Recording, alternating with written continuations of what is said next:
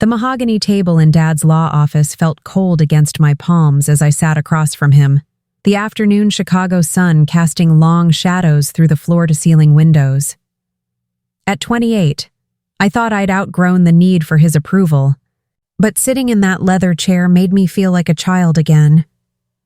The smell of old books and expensive cologne filled the air, mixing with the tension that had been building between us for months. Dad shuffled through a stack of papers, his reading glasses perched on the end of his nose, deliberately avoiding eye contact. I could hear the distant hum of traffic on Michigan Avenue, but inside this office, silence hung heavy between us.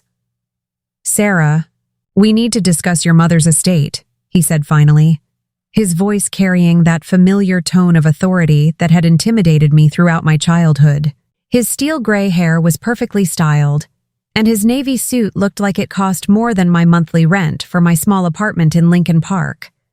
I noticed how his hands, once strong from his weekend golf games, now showed the slight tremor of a man approaching 70.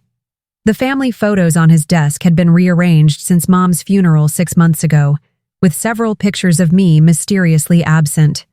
I straightened my shoulders, reminding myself that I was no longer the insecure girl who used to beg for his attention. "I thought we settled everything at the reading last month," I replied, trying to keep my voice steady despite the knot forming in my stomach. The memory of that day still stung, sitting in this same office while the lawyer read Mom's will, learning that most of her assets would go to my older brother Marcus. Dad had explained it as a matter of financial responsibility and family stability, but his words felt like coded language for something else entirely. My hands fidgeted with the strap of my purse, a nervous habit I'd never been able to shake.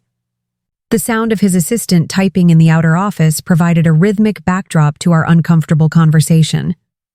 "There are some complications that have come to light," Dad continued, pulling out a folder I hadn't seen before. His expression remained impassive, but I caught a flicker of something, guilt perhaps, in his dark eyes.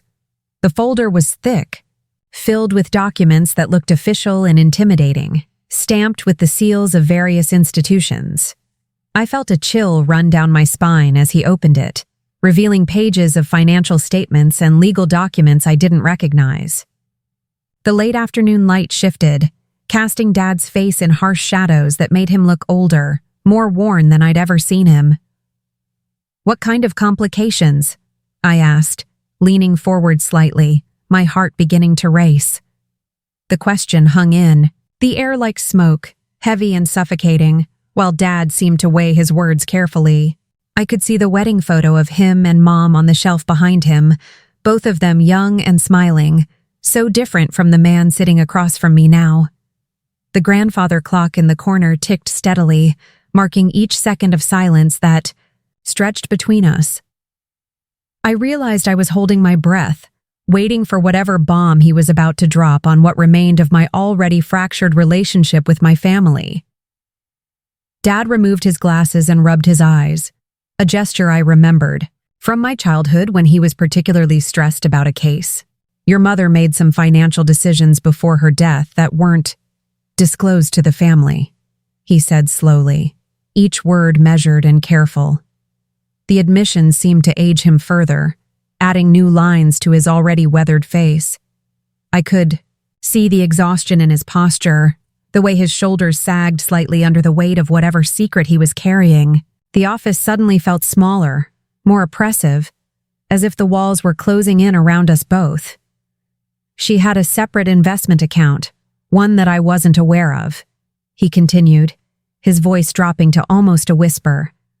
The revelation hit me, like a physical blow, stealing the breath from my lungs and making my head spin. Mom had always been so transparent about everything, or so I thought. Her recipes, her gardening tips, her advice about relationships. The idea that she had hidden something so significant felt like discovering she'd been living a double life.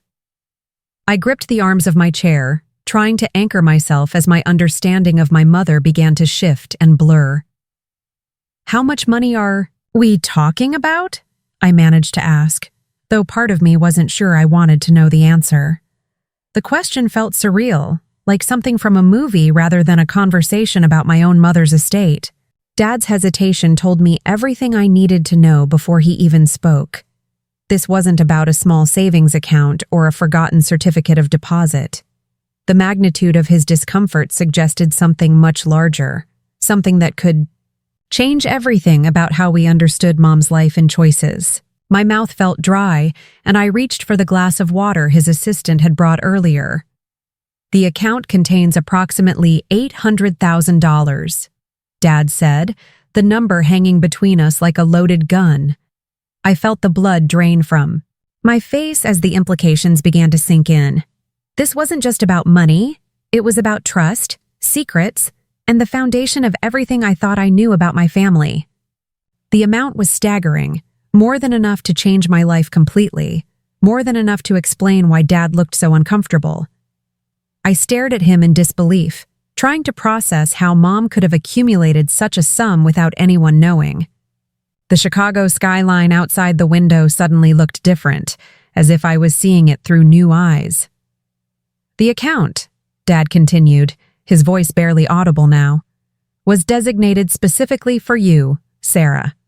Your mother left explicit instructions that you were to receive this inheritance on your 30th birthday. The words seemed to echo in the quiet office, bouncing off the oak-paneled walls and expensive artwork that suddenly felt like witnesses to this life-changing moment.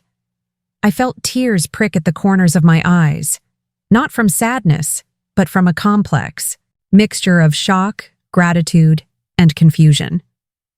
2 years from now, I would be a wealthy woman, independent in ways I'd never imagined possible.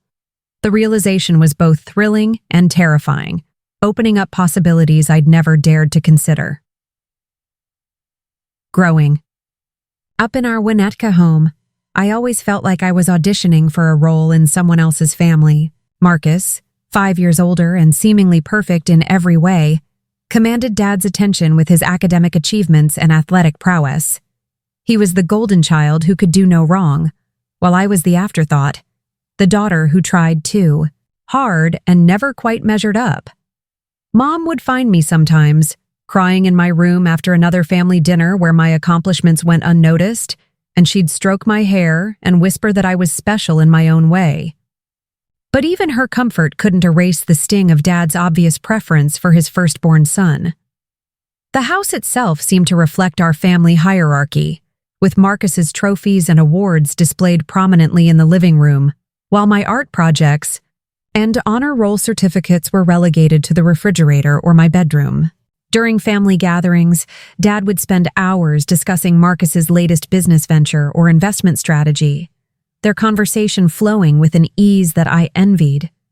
When the attention occasionally turned to me, it felt forced and temporary, like a polite obligation rather than genuine interest.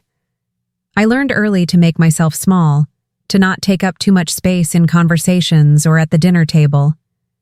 The message was clear. I was loved, but I wasn't the priority. Marcus seemed oblivious to the disparity, secure in his position as the favored child, and never questioning why things came so easily to him. He was genuinely kind to me in the way that someone can afford to be generous when they have no competition.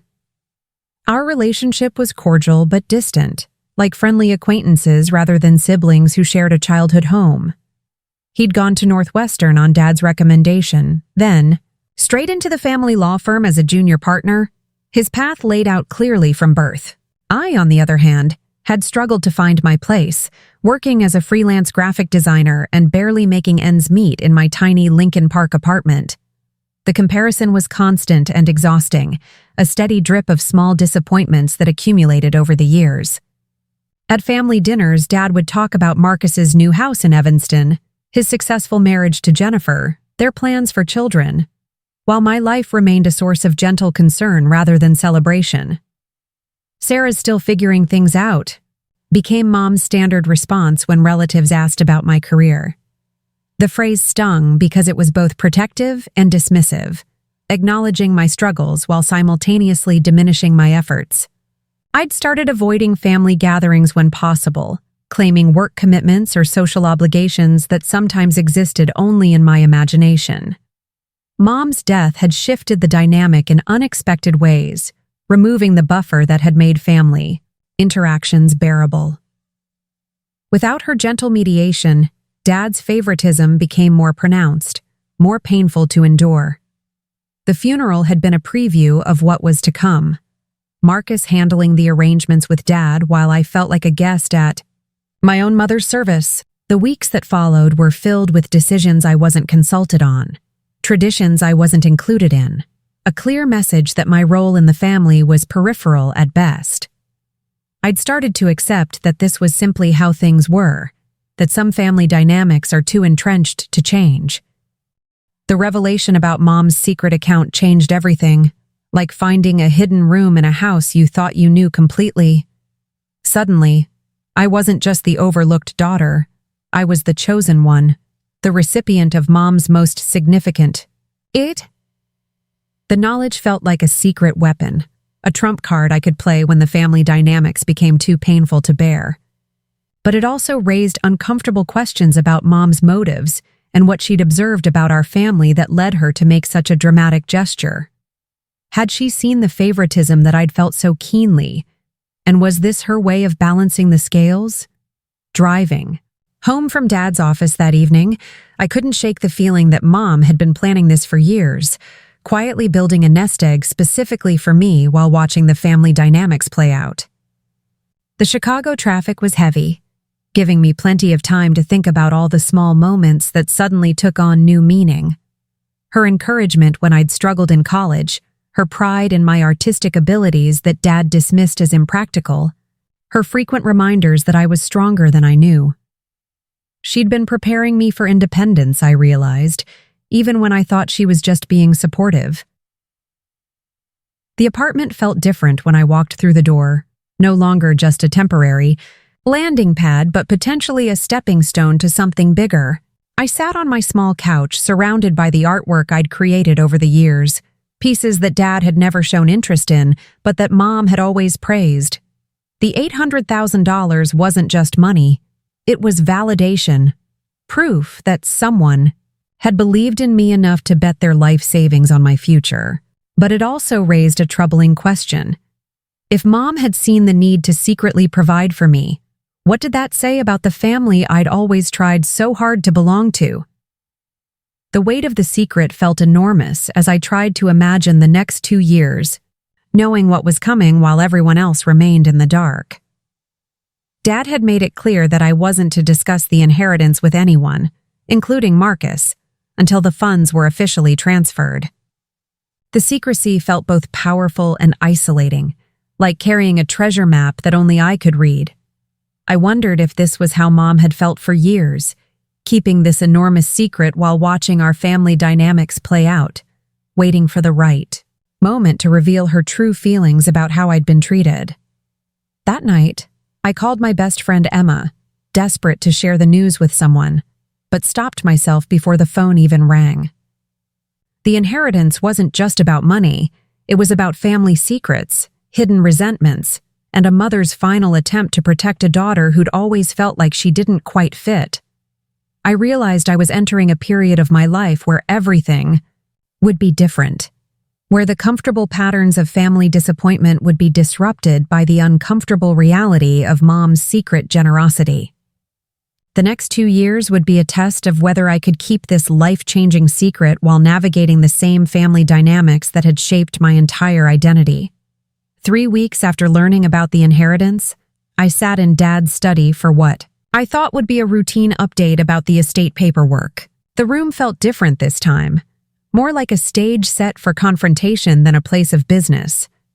Marcus was there too, sitting in the chair I usually occupied, his presence unexpected and somehow ominous. Dad had called us both in to discuss final arrangements. But the tension in the room suggested something more significant was about to unfold. The evening light filtering through the curtains cast long shadows across the Persian rug, and I noticed how Marcus avoided looking directly at me. "I've been thinking about the family assets," Dad began, his tone more formal than usual. and I believe some adjustments need to be made for the good of everyone involved." His words sent a chill through me, even though I couldn't immediately understand why they felt so threatening. Marcus nodded along, clearly privy to whatever plan they'd discussed without me, his expression carefully neutral but somehow satisfied. I felt like I was watching a play where everyone knew their lines except me. The familiar sensation of being on the outside looking in at my own family. The grandfather clock's ticking seemed unnaturally loud in the sudden silence. "What kind of adjustments?" I asked, though part of me dreaded the answer. Dad exchanged a glance with Marcus, one of those silent communications that had always excluded me, and I felt my stomach drop. The folder on Dad's desk was thicker than before, filled with new documents that looked official and intimidating. I could see legal letterhead and official seals, the kind of paperwork that changed lives and rewrote futures. My hands began to tremble slightly, and I clasped them together in my lap to hide my nervousness. "We think it would be best if Marcus handled the remaining estate matters," Dad said, his voice taking on that patronizing tone I'd learned to hate. "He has more experience with financial planning, and frankly, Sarah, your track record with money hasn't been particularly impressive." The words hit me like a slap, especially coming in front of Marcus, who had the grace to look uncomfortable, but not surprised. I felt heat rise in my cheeks, the familiar shame of being found wanting in my father's eyes mixed with a new anger I'd never allowed myself to feel before. The injustice of it burned in my chest, made worse by the knowledge of what they didn't know about Mom's secret account. "My track record?" I repeated, my voice higher than I intended. "I've been supporting myself for years, Dad. I pay my bills, I have savings. I'm not some irresponsible child." But even as I said it, I could see it through his eyes. My small apartment, my freelance income, my unmarried status at 28. Next to Marcus's suburban success story, I looked like the family failure, the cautionary tale about what happens when you don't follow the prescribed path. The comparison felt especially cruel because I'd never been given the same opportunities, the same financial support, the same benefit of the doubt. "It's not personal, Sarah," Marcus said, finally speaking up, though his tone suggested he'd been rehearsing this conversation. "It's just practical. I have experience managing portfolios and you—" He trailed off, but the implication hung in the air between us. I was the artistic one, the impractical daughter who chose creativity over financial security, who couldn't be trusted with serious money. The assessment stung because it dismissed everything I'd accomplished on my own. Every small victory I'd achieved without family support or encouragement. I realized they saw my independence not as strength, but as evidence of my inability to succeed within their system. "You know what's not practical?" I said, standing up abruptly, my chair scraping against the hardwood floor. Having this conversation about me like I'm not even here. Making decisions about my life without asking what I want or need. The words tumbled out before I could stop them. Years of accumulated frustration finally finding their voice. Dad looked genuinely surprised by my outburst, as if he'd never considered that I might have opinions about my own life. Marcus shifted uncomfortably, and I could see that they'd expected me to accept their decision with the same quiet compliance I'd shown throughout my childhood. "Sarah, calm down," Dad said, using the same voice he'd used when I was 12 and upset about something he deemed unimportant. "We're trying to help you here. This is about protecting the family's interests." But his words only fueled my anger, because I finally understood that I'd never been considered part of those interests. I was the weak link, the potential liability, the daughter who needed to be managed rather than empowered.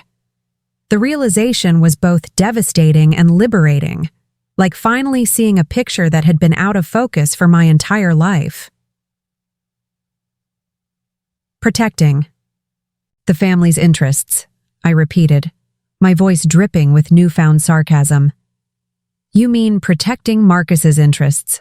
Let's be honest about what this is really about." The silence that followed was deafening, filled with 28 years of unspoken truths and careful politeness, finally cracking under pressure. I could see Dad's jaw tighten, the way it did when someone challenged his authority in court. Marcus looked like he wanted to disappear, caught between loyalty to Dad and whatever brotherly affection he felt for me. The moment felt like a line being crossed, a point of no return in our family dynamics. "You're not the favorite for a reason, Sarah," Dad said quietly, but his words carried more weight than if he'd shouted them. The sentence hung in the air like smoke, poisoning everything it touched, confirming every fear and insecurity I'd carried since childhood. Marcus actually gasped, and I could see he hadn't expected Dad to be quite so cruel, quite so direct in his dismissal of me. The words were like a key unlocking a door I'd kept carefully closed, behind which lived all my anger, hurt, and disappointment at being the unwanted daughter. I felt something fundamental shift inside me, a protective barrier, finally crumbling under the weight of too much truth delivered too brutally. That's when I made the decision that would change everything. "Fine," I said, my voice surprisingly steady despite the earthquake happening inside my chest. "If that's how you really feel, then I think it's time we had an honest conversation about Mom's intentions." I reached for my phone, scrolling through my contacts until I found the name I was looking for. "I'm calling Mom's lawyer. I think there are some things about her estate that you both need to know." The color drained from Dad's face as he realized I wasn't the compliant daughter he'd always known, and Marcus looked confused but suddenly very interested in what was about to unfold. My finger hovered over the call button, and I felt a surge of power I'd never experienced before, the power of someone who finally had nothing left to lose. My finger trembled as I pressed the call button, the familiar weight of my phone suddenly feeling like it could anchor me to this moment forever. David Chen had been Mom's personal attorney for over 15 years, handling her will and what I now knew were her more secretive financial arrangements. Dad's face had gone completely white, and I could see him calculating whether to try to stop me or salvage whatever control he still had over the situation. Marcus leaned forward in his chair, his confusion evident as he tried to understand what was happening. The phone rang once, twice, and I wondered if I was about to blow up my entire family with this single call. "Sarah?" David's warm voice came, through the speaker, tinged with surprise. "I wasn't expecting to hear from you so soon. Is everything all right?" His concern was genuine. He'd been like an uncle to me growing up, always kind when I'd accompanied Mom to his office for various legal matters. I could picture him in his downtown office, probably working late as he usually did, his desk lamp casting a warm glow over the family photos and legal texts that filled his space. The familiarity of his voice gave me courage, reminding me that there were people in my life who genuinely cared about my well-being. "Hi, David. I'm actually at Dad's office right now with him and Marcus," I said, putting the phone on speaker before anyone could object. "We're discussing Mom's estate, and I think there might be some confusion about her final wishes." Dad's eyes widened in warning, but I was beyond caring about his disapproval. The power dynamic in the room had shifted completely, and for the first time in my life, I held the cards. Marcus looked back and forth between Dad and me, clearly sensing the tension but not understanding its source. The speakerphone's static filled the silence as David processed what I'd said. "I see," David said carefully, his lawyer instincts clearly activated by the formal tone of my call. "Are you all together right now? Because if we're going to discuss estate matters, everyone should be fully informed about all aspects of your mother's planning." I could hear the subtle emphasis he placed on all aspects, and I knew he understood exactly what I was doing. Dad made a sharp gesture, clearly wanting me to hang up, but I ignored him completely. The grandfather clock chimed 7 o'clock, marking this moment as a turning point I'd remember for the rest of my life. "Yes, we're all here," I confirmed, my voice growing stronger with each word. "And I think it would be helpful if you could explain to Marcus about Mom's special provisions for my future The phrase special provisions seemed to hang in the air like a revelation waiting to unfold. Marcus straightened in his chair, suddenly very alert, while Dad looked like he was watching his carefully constructed narrative crumble in real time.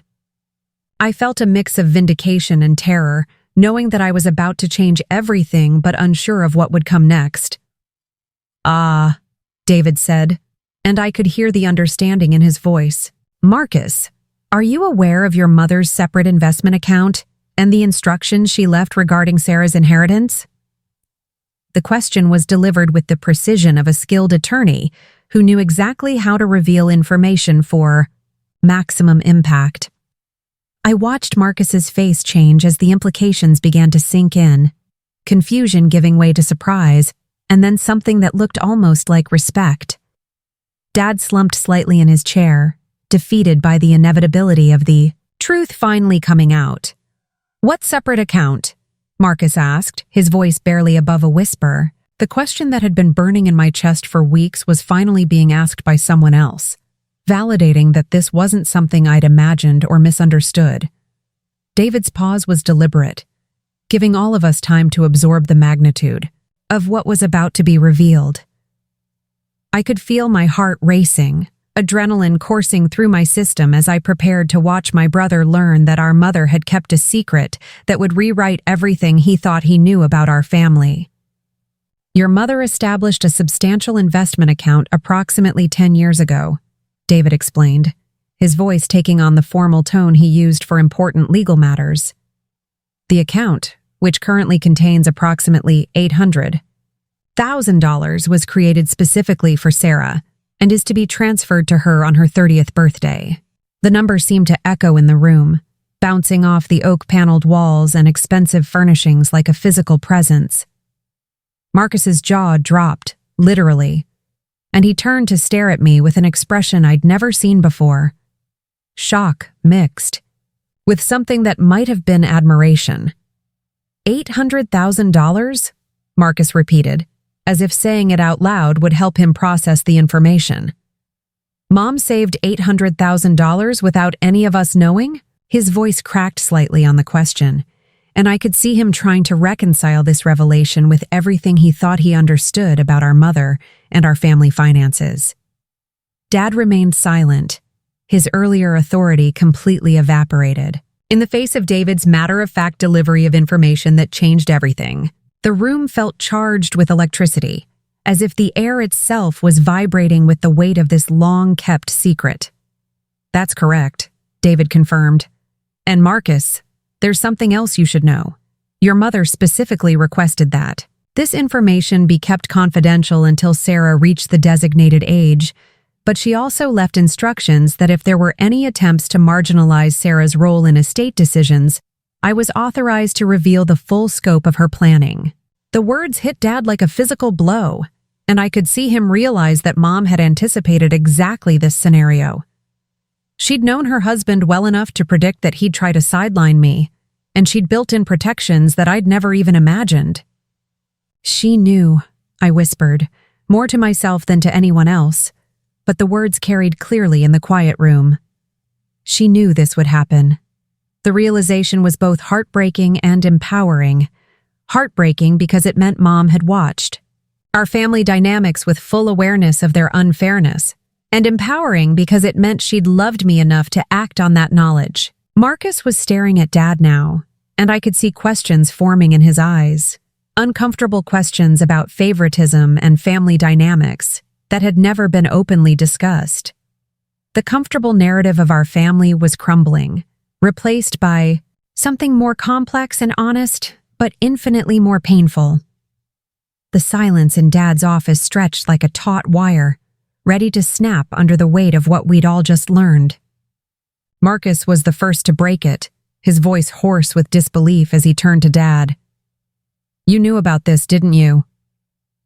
The accusation hung between them, and I could see Dad's carefully constructed facade beginning to crumble. His shoulders sagged slightly, and for the first time in my life, he looked truly old, worn down by the burden of secrets and the consequences of choices made years ago. The evening shadows had grown longer, casting the room in a dim, almost theatrical light that seemed appropriate for this family drama finally playing out. "David, I think we should discuss this privately," Dad said into the phone, his voice tight with barely controlled frustration. But David's response was swift and decisive, cutting through Dad's attempt to regain control of the situation. "I'm sorry, Richard, but Margaret's instructions were very clear. All parties needed to be present for this conversation if it became necessary." The use of Mom's full name, Margaret, instead of the casual Maggie we'd all called her, seemed to underscore the seriousness of what was happening. I felt a strange mix of gratitude and sadness, knowing that Mom had orchestrated this moment from beyond the grave. "How long have you known?" Marcus asked Dad, his voice carrying a new edge I'd never heard before. The golden child was discovering that his privileged position might have come at his sister's expense, and I could see the discomfort of that realization playing across his features. Dad removed his glasses and rubbed his eyes, a gesture that now seemed less about fatigue and more about avoiding our gaze. The family photos on his desk seemed to mock us all, frozen moments of fake happiness that had hidden so much pain and inequality. I realized that this was probably the most honest conversation our family had ever had. "I've known since the funeral," Dad admitted quietly, the words falling like stones into still water. "David briefed me on all of Margaret's arrangements after the service." The timing stung. He'd known for 6 months while watching me struggle, while making me feel like the family disappointment, while planning to give Marcus even more control over what remained of Mom's estate.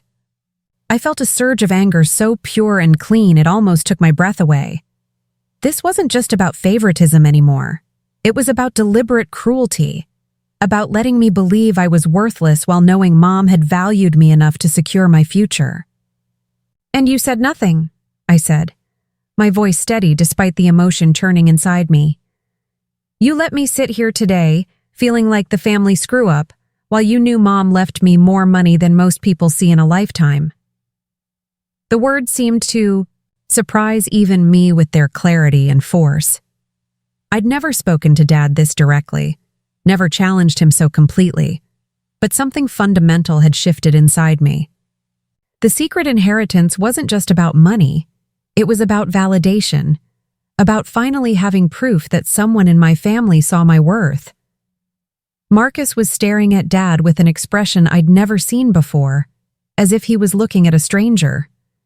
"Why would you keep this secret?" he asked, and I could hear genuine hurt in his voice. "Why would you let us make decisions about the estate without knowing all the facts?" The questions were the same ones I'd been carrying for weeks, but hearing them from Marcus gave them new weight. The favorite son was questioning the father's judgment, and the family power structure was shifting in ways that felt both terrifying and long overdue. "Because I thought it would be better for everyone," Dad said, but his words lacked conviction. "Sarah, you're not ready for that kind of responsibility. $800,000 is serious money. And your mother," he trailed off, perhaps realizing that criticizing Mom's judgment in front of her lawyer wasn't wise. But I could hear what he wasn't saying, that he disagreed with Mom's assessment of me, that he thought she'd made a mistake in trusting me with her most significant gift. The paternalistic dismissal was classic Dad, but this time it felt different because I knew it wasn't the final word. "My mother what?" I challenged, standing up again, energy coursing through me like electricity. My mother was wrong to trust me? My mother was wrong to believe I could handle financial responsibility? David's voice came through the phone speaker, calm but firm. "Actually, Richard, Margaret spent considerable time discussing Sarah's financial acumen with me. She was quite impressed with how Sarah had managed to support herself independently, especially given the limited family support she'd received." The lawyer's words hit the room like a physical force, and I could see Dad flinch at the implication. Marcus looked between Dad and me, and I could see him beginning to understand the dynamics that had shaped our family for years. "Limited family? Support?" he repeated, the phrase clearly striking him as significant. "What does that mean exactly?" The question opened a door I'd never had the courage to walk through before. But with Mom's legacy backing me up and David as witness, I felt brave enough to finally tell the truth about what it had been like to be the unfavored daughter in this family. "It means," I said, my voice growing stronger with each word, "that while you got help with college, I took out student loans. While you got a job handed to you at the firm, I built my career from nothing. While you got Dad's approval and encouragement, I got lectures about being more practical and responsible." The words poured out of me like water through a broken dam. 28 years of inequality finally being acknowledged in the open. Marcus's face was pale, and I could see him processing memories through this new lens, perhaps understanding, for the first time, why family gatherings had become so uncomfortable for me. And despite all of that, David's voice came through the speaker. Margaret watched Sarah build a life independently and was extremely proud of her resilience and creativity. The inheritance wasn't charity, Richard. It was recognition of Sarah's strength and an investment in her future. His words wrapped around me like armor, protecting me from Dad's disapproval and validating every struggle I'd faced. I felt tears prick at my eyes, not from sadness, but from relief. Finally, someone was speaking the truth about who I was and what I'd accomplished. The room fell silent again, but this time the silence felt different, pregnant with possibility, rather than weighted with secrets. I looked at Marcus and saw something new in his expression. Not pity, but respect, and maybe the beginning of understanding about the family we'd really been all along.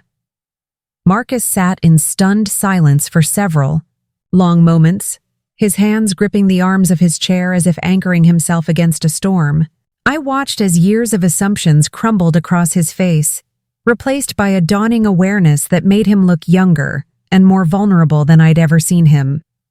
The successful lawyer, the golden child, the heir apparent was discovering that his comfortable worldview had been built on a foundation of willful blindness. Dad continued to stare out the window, avoiding eye contact with either of us, while David's presence on the speakerphone served as a witness to this family reckoning. The Chicago skyline twinkled in the distance, the same view I'd looked at countless times from this office, but tonight it felt like I was seeing it from an entirely different perspective. "Sarah," Marcus said finally, his voice hoarse with emotion, "I need to ask you something, and I need you to be completely honest with me." He turned to face me directly, and I could see pain in his eyes that I'd never noticed before. "Have I been part of the problem?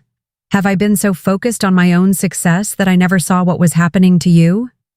The question hung in the air, like a confession, raw and honest in a way that transformed the entire dynamic between us. This wasn't the confident older brother I'd grown up with. This was someone genuinely grappling with the possibility that he'd been complicit in my marginalization. I considered lying, taking the easy path of reassurance that would preserve what remained of our family peace. But something about this moment, the money, the secrets, the brutal honesty that had already been unleashed, demanded truth. "You weren't malicious," I said carefully. "But you never questioned why things were so different for us. You never asked why I seemed so anxious at family dinners, or why I stopped coming to as many gatherings, or why Dad and I seemed to have such a strained relationship." The words felt both liberating and terrifying, finally giving voice to observations I'd kept locked away for years. Marcus nodded slowly, and I could see him cataloging memories through this new lens. "The way Dad talks about your work," he said quietly. "The way he dismisses your career as a phase you'll grow out of." I thought, it was just typical father-daughter stuff, but it wasn't, was it? His question was rhetorical. We both knew the answer. The disparagement, the subtle put-downs, the constant suggestions that I needed to be more like Marcus, more conventional, more acceptable. I'd internalized so much of it that I'd almost convinced myself it was normal, that all fathers treated their daughters with such conditional approval. "And the money," Marcus continued, his voice growing stronger as he worked through the implications. He helped me with the down payment on my house, co-signed my first car loan, paid for law school. I assumed he was doing the same for you, just more privately because you're more independent. The realization was clearly painful for him. The understanding that his advantages had come at my expense, that Dad's generosity had been selective rather than universal. I could see him beginning to understand why Mom had felt the need to create a secret safety net for me, why she'd planned so carefully for this moment. Dad finally turned back to face us, his expression defensive but tired. "This isn't helping anyone," he said, but his words lacked their usual authority. "What's done is done.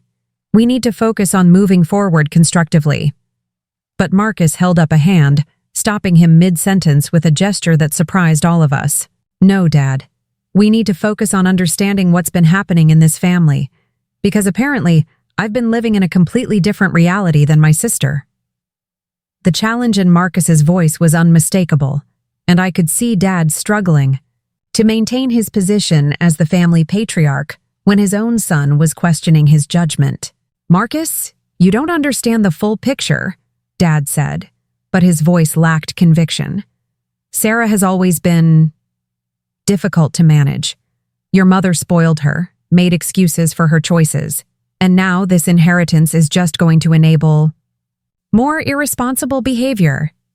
The words stung, but they also revealed something crucial about Dad's mindset. He genuinely believed that supporting me was equivalent to spoiling me, that my independence was actually dependence in disguise. I could see Marcus processing this, his expression growing more troubled with each dismissive comment about my character and capabilities. "Difficult to manage?" Marcus repeated, his voice rising slightly. "Dad, she's not a business asset or a problem to be solved. She's your daughter." The defense came so naturally that it surprised both of us, this moment of brotherly protection. That felt foreign and wonderful. I'd spent so many years watching Marcus bask in Dad's approval that I'd never imagined he might one day use that privileged position to defend me.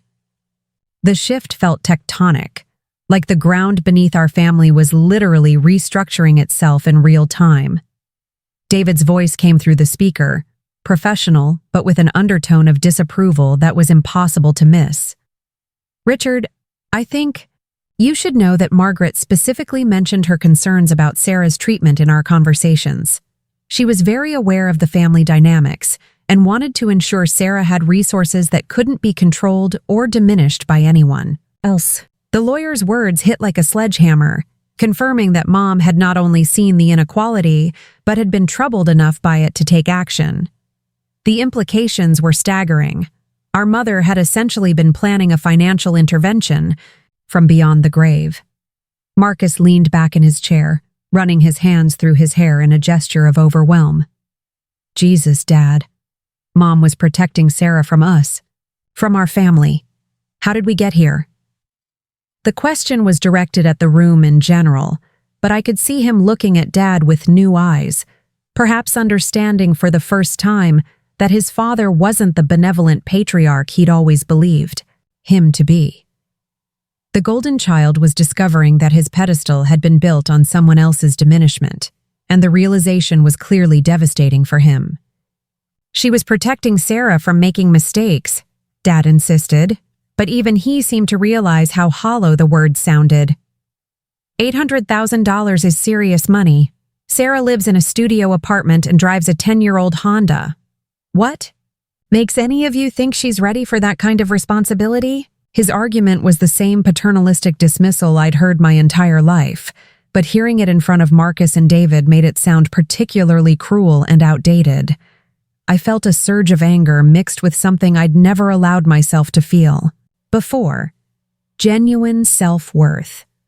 "Maybe," I said, standing up and walking to the window. "The question isn't whether I'm ready for the money. Maybe the question is why you've spent my entire life making sure I felt unworthy of it." The words came out clearer and stronger than I'd expected, and I could see my reflection in the dark window, overlaid against the Chicago skyline. For the first time in years, I looked like someone who belonged in this expensive office. Someone who had every right to challenge the man behind the mahogany desk. The inheritance wasn't just about financial security. It was about finally having proof that I deserved respect. Marcus stood up too, moving to stand beside me at the window. "Sarah's right," he said quietly. "And I've been part of it without even realizing it. All those family dinners where I dominated the conversation, all those times I accepted praise and opportunities without wondering why my sister wasn't getting the same treatment."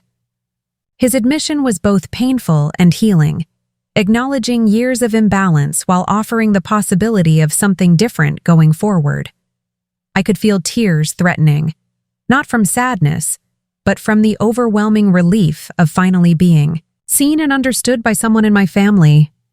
"This is exactly what I was afraid of," Dad said, his voice tight with frustration. "This money is going to tear our family apart. It's going to make Sarah think she doesn't need anyone, and it's going to make Marcus feel guilty for his own success."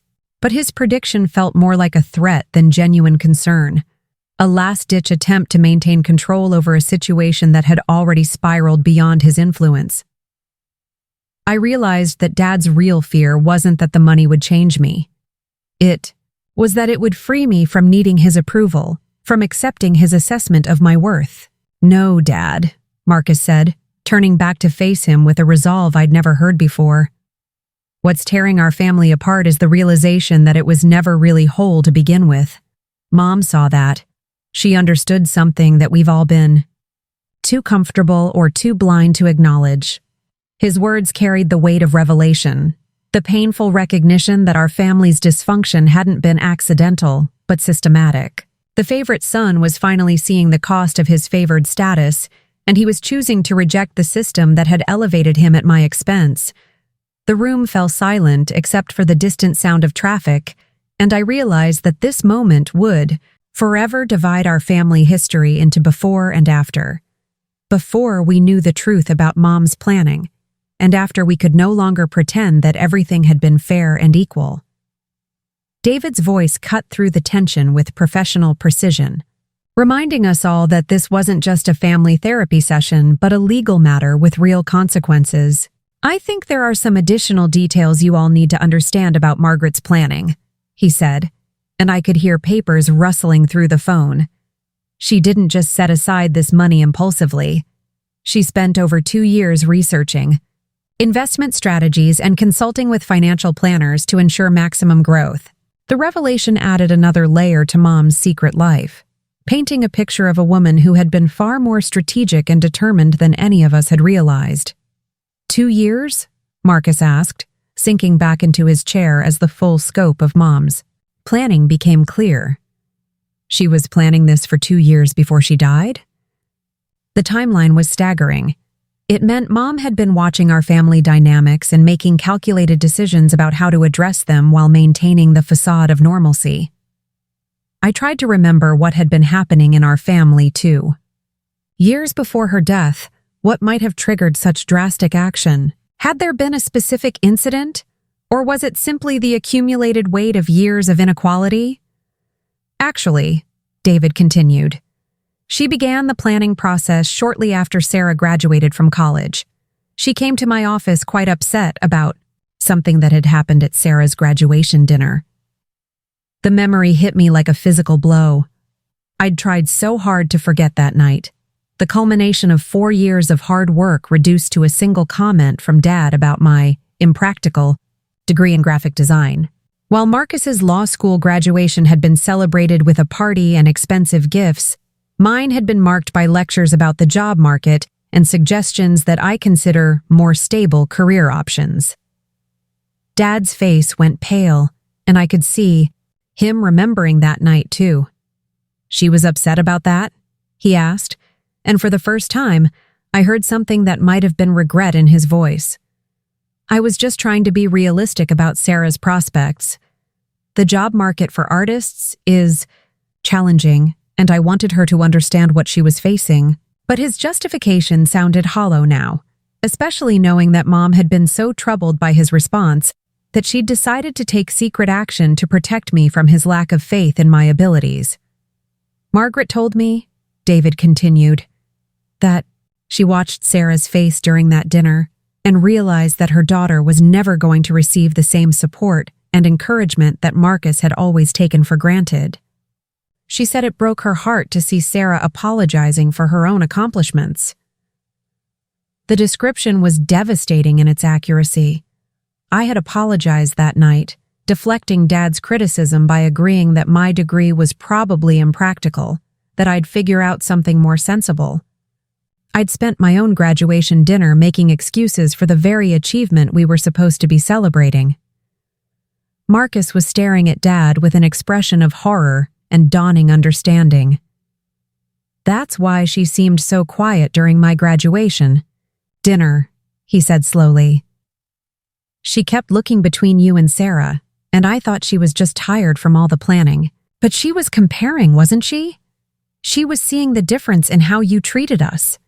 The realization was clearly painful for him, understanding that even his moments of triumph had been shadowed by the awareness of my marginalization.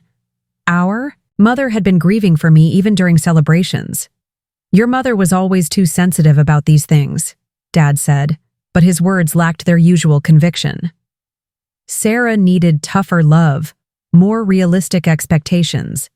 I was preparing her for the real world.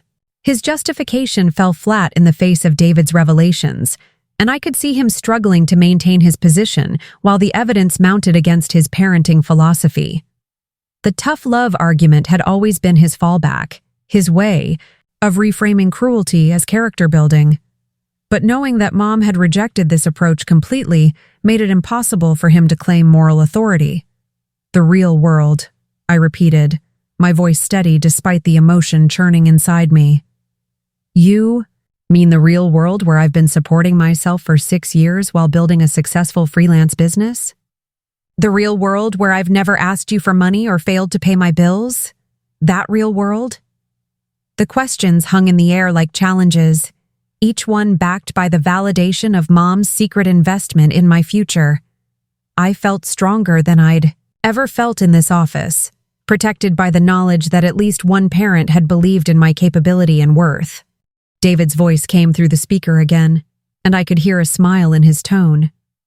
Actually, Richard, Margaret was quite proud of Sarah's real-world success. She brought me newspaper clippings of Sarah's design work, showed me the websites she'd created for local businesses, talked constantly about her daughter's creativity and resilience. The pride in his voice was unmistakable, and it occurred to me that Mom had found an outlet for her maternal pride in her conversations with her lawyer, sharing accomplishments with him that she couldn't celebrate openly at home without triggering Dad's disapproval. She saved newspaper clippings? I asked, my voice barely above a whisper. The image of Mom carefully cutting out articles about my work, tucking them away like treasures, was almost too much to bear. All those times I'd thought my achievements went unnoticed, she'd been documenting them, celebrating them privately, building a case for my worth that she'd present to her lawyer, but never to her husband. The loneliness of that realization was staggering, but it was also profoundly moving. Proof of a love that had persisted despite family dynamics that made its expression difficult. Boxes of them, David confirmed. She also kept records of every job you completed, every client testimonial, every piece of recognition your work received. She had a complete portfolio of your professional accomplishments that she updated regularly. The revelation painted a picture of a mother's secret pride, hidden from a family that wouldn't appreciate or celebrate her daughter's unconventional success. I felt tears streaming down my face, not from sadness, but from overwhelming gratitude for a love I'd never fully understood while Mom was alive to receive my thanks. Marcus reached over and squeezed my hand, a gesture of comfort and solidarity that felt revolutionary in the context of our family. She was protecting your achievements the same way she was protecting your future, he said quietly. She was making sure someone noticed, someone cared, someone kept track of all the things Dad dismissed. His understanding was both healing and heartbreaking, acknowledging years of dismissal while offering the hope of something different. The golden child was finally seeing his sister clearly, and what he saw was someone who deserved celebration rather than correction. Dad remained silent, perhaps finally understanding the full scope of what his approach to parenting had cost not just me, but his wife, who had spent her final years quietly countering his influence while planning for my independence. The inheritance wasn't just about money. It was about love, recognition, and a mother's determination to ensure that her daughter's worth would finally be acknowledged, even if she couldn't be there to see it happen. The silence stretched until Dad finally spoke, his voice carrying a defensiveness that made him sound smaller somehow. Margaret never said any of this to me. If she was so concerned about Sarah's treatment, why didn't she discuss it with me directly? His question revealed everything about their marriage that I'd never understood. The careful navigation Mom must have done around his ego. The conversations she'd avoided to keep peace. The secret life she'd lived to protect both his feelings and my future. The tragedy wasn't just that he'd favored Marcus. It was that he'd been so unapproachable about it that his own wife had felt the need to work around him rather than with him.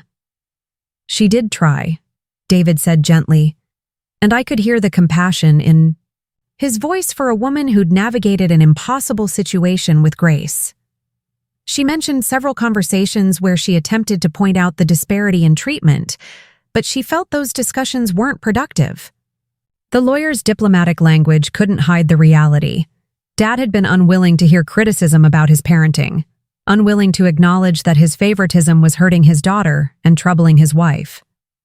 Mom had been fighting for me in ways I'd never known, and her failure to change Dad's behavior had led to increasingly drastic measures. Marcus turned to Dad with an expression I'd never seen before, disappointment mixed with something that looked almost like pity. "How could you not see it?" he asked, his voice heavy with emotion. "How could you live in the same house with us and not notice that you treated Sarah differently? That every conversation about her future was a criticism while every conversation about mine was an opportunity?" The questions came from someone who was finally seeing his childhood clearly, understanding that his advantages had been built on someone else's diminishment.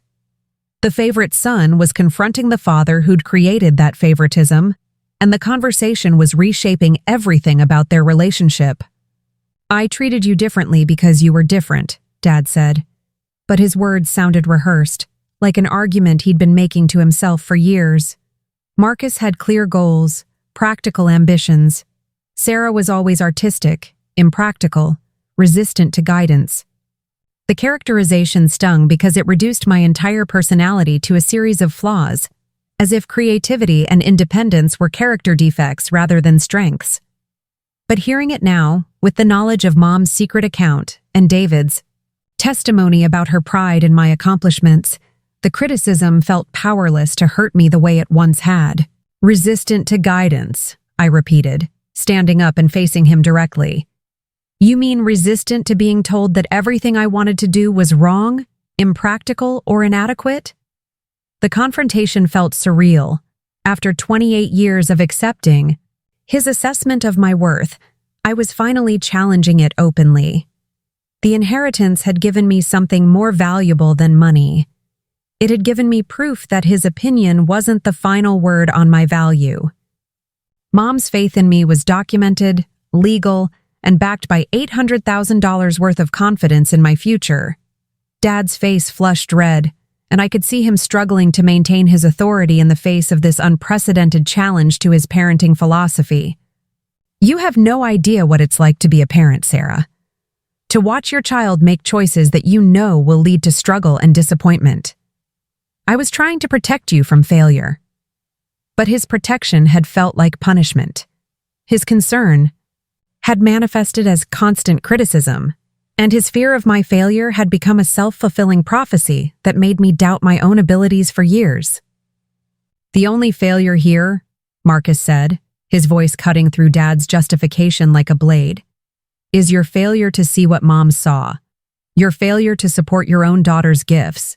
Your failure to understand that Sarah didn't need protection from her dreams. She needed protection from your lack of faith in them." The words seemed to hang in the air like an indictment. delivered with the moral authority of someone who'd finally understood the true cost of their privileged position. The golden child was rejecting the system that had elevated him, choosing solidarity with his sister over continued favoritism. David's voice came through the speaker, professional but weighted with years of watching this family drama unfold. "Richard, Margaret was very clear about her motivations. She wasn't trying to undermine your authority or enable irresponsible behavior. She was trying to ensure that Sarah had the freedom to pursue her own path without financial desperation, forcing her into choices that weren't authentic to who she is." The lawyer's explanation reframed everything. The inheritance wasn't about rescuing me from failure, but about giving me the security to succeed on my own terms. "Freedom to pursue her own path," Dad said bitterly. "You mean freedom to ignore practical considerations and chase artistic fantasies?" His dismissal was automatic, reflexive, but it sounded hollow now in the face of documented evidence that my artistic fantasies had been successful enough to support me independently for years. The newspaper clippings Mom had saved, the client, testimonials David mentioned, the business I'd built from nothing, all of it contradicted his narrative about my impracticality and irresponsibility. "No," I said, my voice stronger than I'd ever heard it in this office. "Freedom to build something meaningful without constantly having to justify its worth to someone who's determined not to see it." The words felt like liberation, a rejection of 28 years of seeking approval from someone who'd been fundamentally incapable of giving it. The inheritance meant I'd never again have to choose between financial security and personal authenticity, never again have to apologize for being creative in a family that valued only conventional success. Marcus stood up and moved to stand beside me, a gesture of solidarity that felt revolutionary in the context of our family dynamics. "She's been successful, Dad, on her own terms without family help, building something from nothing. And instead of celebrating that, you've spent years trying to convince her it wasn't enough." His defense of me was both heartbreaking and healing, acknowledging years of dismissal while offering the possibility of something different going forward. The brother I'd always envied was finally seeing the sister he'd inadvertently overshadowed, and what he saw was someone worthy of respect and celebration. "This inheritance," I continued, feeling Mom's presence like a hand on my shoulder, "isn't about the money. It's about finally having proof that someone in this family saw my worth, believed in my capabilities, and trusted me with their most valuable gift." The realization crystallized as I spoke. The $800,000 was important, but the validation was priceless. For the first time in my life, I had documented evidence that I was valued, respected, and believed in by someone who knew me completely. The inheritance was love made tangible, faith converted into financial security, and recognition that couldn't be dismissed or diminished by anyone's disapproval.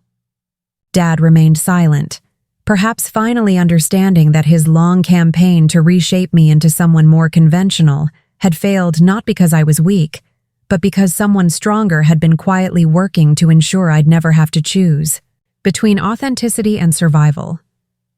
The weeks that followed that confrontation felt like living in a different family entirely. Marcus called me 3 days later, something that hadn't happened in years, and asked if I wanted to have coffee, just the two of us, no family agenda, no dad orchestrating the conversation. We met at a small cafe in Lincoln Park, close to my apartment, and for the first time in our adult lives, we talked as equals rather than as the favorite son and the overlooked daughter. He apologized for years of blind privilege, while I tried to explain what it had felt like to grow up in his shadow. The conversation was awkward at first, like learning a new language, but it was also hopeful in ways that surprised both of us. "I keep thinking about all the family dinners," Marcus said, stirring his coffee nervously. "All the times Dad would go on and on about my work while barely asking about yours. I thought it was normal, just Dad being Dad, but it wasn't normal at all, was it?" His recognition was both painful and validating. Finally, someone else had seen what I'd experienced, acknowledged that my perception of the family dynamics hadn't been oversensitivity or imagination. The golden child was learning what it meant to have his worldview challenged, and I could see how difficult that recognition was for him. At the same time, Dad's behavior toward me shifted in ways that were subtle but unmistakable. He still called regularly, but the conversations felt different. Less lecturing, more careful, as if he was walking on eggshells around me for the first time in my life. During one particularly awkward phone call, he actually asked about my current design projects and listened to my answer without offering unsolicited advice about career stability. The change felt surreal, like watching someone learn a new script after performing the same role for decades. I wasn't sure if it was genuine growth or calculated damage control, but the result was the same: space to breathe in a relationship that had always felt suffocating. The inheritance itself remained 2 years away, but its existence had already changed everything about how I moved through the world. Knowing that financial security was coming allowed me to take creative risks I'd never considered before, to turn down projects that didn't align with my values, to invest time in developing skills rather than just surviving paycheck to paycheck. I started working on a series of illustrations that had been living in my sketchbook for years, pieces too personal and uncommercial for client work, but too important to abandon. The freedom wasn't just about money, it was about finally having permission to prioritize my own vision of success. David became an unexpected source of support during this transition period, calling monthly to check in, and occasionally sharing stories about Mom that helped me understand her secret planning. "She was so proud of your independence," he told me during one of these conversations. "She said you were the only person she knew who'd rather struggle alone than compromise their values for security." The comment stung because it was accurate. I had chosen struggle over compromise countless times, partly from stubbornness, but mostly from fear that accepting help would come with strings attached that would reshape me into someone I didn't want to be. The family dynamics continued to evolve in ways that sometimes felt promising and sometimes felt fragile. Dad invited me to dinner twice, both times without Marcus as a buffer, and we had conversations that approached genuine interest in my life, rather than veiled criticism of my choices. He asked about my apartment, my friends, my plans for the future, questions that seemed to surprise him as much as they surprised me, but I could still sense his discomfort with my unconventional path, his struggle to value something he didn't understand. The inheritance had forced him to acknowledge my worth, but it hadn't necessarily changed his fundamental beliefs about what constituted success. Marcus, meanwhile, threw himself into understanding the brother-sister relationship he'd never really had.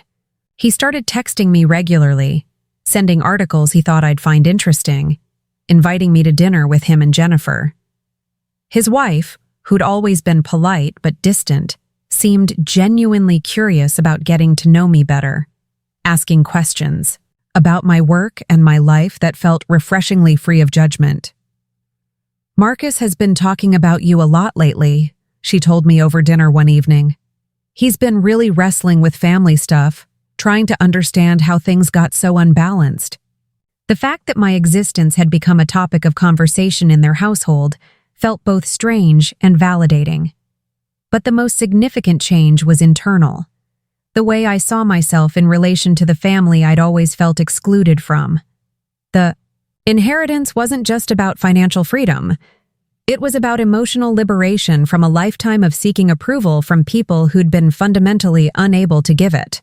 Knowing that Mom had seen my worth clearly enough to bet her life savings on my future changed how I walked through the world, how I spoke up in conversations, how I valued my own opinions and experiences. The validation was retrospective, but powerful, rewriting my understanding of my own history and potential.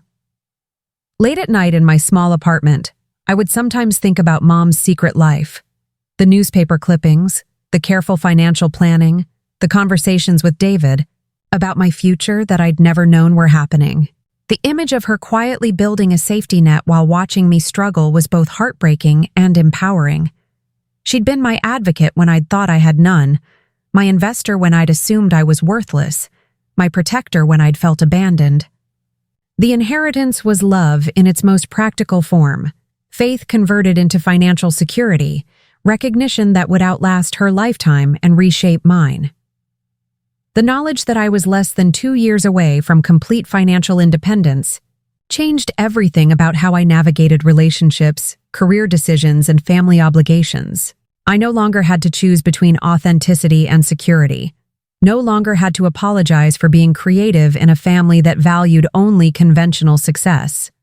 The inheritance represented more than money. It was freedom to become whoever I was meant to be, without the constant pressure to justify my worth to people who'd already decided I didn't measure up. Mom's final gift wasn't just financial security. It was permission to stop seeking approval from people who'd been constitutionally unable to give it, and the confidence to trust my own judgment about what constituted a life well lived. 2 years felt both eternal and instantaneous as I waited for my 30th birthday and the inheritance that would change everything. In that time, my relationship with Marcus deepened in ways I'd never expected. We developed genuine friendship built on mutual respect rather than obligation. He started including me in family decisions, asking my opinion about everything from holiday plans to his career moves, treating me like the valuable family member I'd always wanted to be seen as. Jennifer and I became close too, bonding over shared frustrations with family dynamics and her own experiences of feeling like an outsider in a family with established hierarchies. They became my advocates within the family system, allies I'd never had before. Dad's transformation was slower and more complicated, like watching someone learn a foreign language in middle age. He made efforts that felt genuine but awkward, asking about my work without immediately suggesting improvements, remembering details about my life that he'd previously dismissed as unimportant. The change felt fragile, built more on guilt and external pressure than genuine understanding, but it was still change. During one memorable dinner, he actually complimented a design project I'd shown him, saying it was quite sophisticated, in a tone that suggested his own surprise at the assessment. Small victories, but victories nonetheless. My business flourished during those 2 years, partly because I no longer had to take every project that came my way. Knowing financial security was coming allowed me to be selective, to pursue work that challenged me creatively rather than just paying bills. I started saying no to clients who didn't respect my expertise, began charging rates that reflected my actual value rather than my desperation. The portfolio I built during this period was stronger than anything I'd created before, work that truly represented my capabilities rather than compromises forced by financial necessity. The inheritance had begun changing my life before I'd even received it. The morning of my 30th birthday, I woke up in my Lincoln Park apartment with the surreal knowledge that I was about to become wealthy. David had scheduled the transfer for that afternoon, a symbolic gesture that honored Mom's specific wishes. About timing. Marcus called early to wish me happy birthday, and for the first time in our lives, the conversation focused entirely on celebrating me rather than discussing family obligations or Dad's expectations. Mom would be so proud, he said, and I could hear genuine emotion in his voice. Not just about the money, but about who you've become despite everything. The meeting at David's office felt ceremonial, like a graduation or wedding, a formal recognition of a transformation that had been happening gradually over 2 years. Dad came, looking older but somehow lighter, as if the burden of family secrets had been weighing on him more than I'd realized. Marcus brought Jennifer, who'd become an unexpected champion of mine, always ready to redirect conversation when Dad slipped into old patterns of criticism. We sat around David's conference table, the same room where Mom had planned this moment years earlier, and I felt her presence like a blessing on this carefully orchestrated changing of the guard. "Your mother wanted me to read something she wrote for this occasion," David said, pulling out an envelope I'd never seen before. The handwriting on the outside was unmistakably Mom's, elegant and careful, with my name written in the blue ink she'd always preferred. My hands shook as I took the letter, understanding that this was her final gift to me. Words she'd crafted specifically for this moment when her financial gift would become real. The paper smelled faintly of her perfume, and I had to blink back tears before I could focus on the words. "My dearest Sarah," the letter began, "if you're reading this, it means you've reached 30 and are about to receive the gift I've been planning for years. This money isn't charity or compensation. It's recognition of the strength and creativity you've shown, despite a family that didn't always see your worth clearly. You've built a life that honors your values, supported yourself through determination and talent, and remained authentic to who you are despite pressure to be someone else. This inheritance is my investment in your continued independence and my faith in whatever dreams you haven't yet been able to pursue." The letter continued for 2 pages, filled with specific memories Mom had treasured. Art projects from elementary, school she'd secretly kept, conversations we'd had about my hopes for the future, observations about my resilience that I'd never realized she'd noticed. "You are not the favorite because being a favorite implies competition, and you were never competing with Marcus. You were always on your own path, creating your own definition of success, and that path was always worthy of celebration. I'm sorry. I didn't say this more clearly while I was alive to tell you in person, but I hope this gift says what my words sometimes couldn't. The validation was overwhelming. A mother's love distilled into written form and preserved for the moment when I'd need it most. The actual transfer was surprisingly simple. Signatures on documents, electronic transfers between accounts, official notifications that suddenly I was wealthy in ways I'd never imagined possible. $800,000 plus 2 years of careful investment growth, managed by financial advisors Mom had selected specifically for their understanding of creative professionals and unconventional career paths. The number on my bank statement looked surreal, like a typo or a temporary mistake that would be corrected when someone realized the error. But David's smile and Marcus's congratulations confirmed that it was real. I was financially independent at 30, free to make choices, based on passion rather than desperation. "So what now?"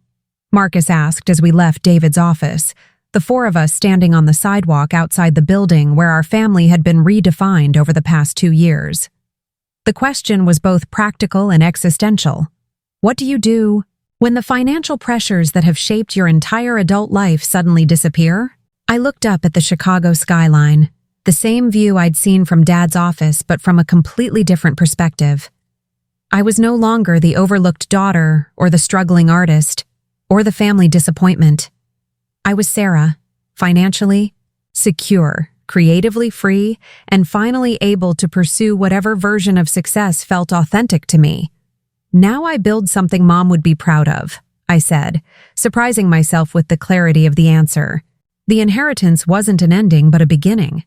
The start of a life where I could take risks, support causes I believed in, create art that mattered to me regardless of its commercial viability. I thought about the studio space I'd been dreaming of, the nonprofit I'd always wanted to start for young artists who needed advocates, the travel that might inspire new creative directions.